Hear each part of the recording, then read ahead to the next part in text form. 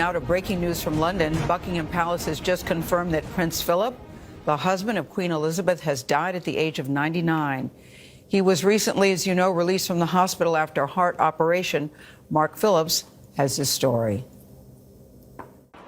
His role in life was to walk one step behind the Queen. But even back there, Prince Philip was able to carve out his own reputation and role in history. Elizabeth was the shop window of what Philip famously called the royal firm, but he reputedly ran the business's back rooms.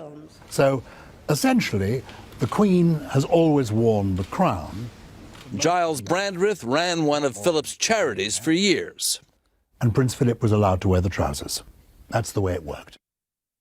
Philip had been born into the Greek royal family in 1921 and was educated and had a naval career in Britain. And by luck, or many think by royal design, he was chosen to escort the young Princess Elizabeth on a tour. The Queen's cousin, Margaret Rhodes, recalled the impression he made in a conversation before she died several years ago. And of course, Prince Philip was the most utterly good-looking Viking god. Viking god? Well, he really was so good-looking. A dream royal romance became a spectacularly successful royal marriage. She provided the continuity and the smiles. Philip provided the support and, from time to time, the controversy. Some thought he was a gaffe-prone fountain of political incorrectness. He once asked Aboriginals in Australia whether they still threw spears at each other. He told British students in China they would get slitty eyes if they stayed there too long. Closer to home, he once asked Scottish driving instructors how they kept their students off the sauce long enough to pass the test. He just said what he felt. He was very funny.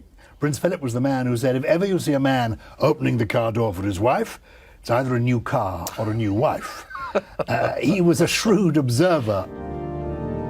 And a shrewd operator, credited with diffusing the great royal crisis around Princess Diana's funeral. It was Philip who convinced Princes William and Harry to walk behind their mother's coffin when they didn't want to. "I'll walk with you," he said. Harry has since said it was a traumatic experience no child should have to endure, but it was a lesson in royal duty.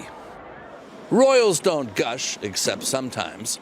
We don't know what Philip thought of the Queen's tribute to him on their golden wedding anniversary, but it could serve as his epitaph.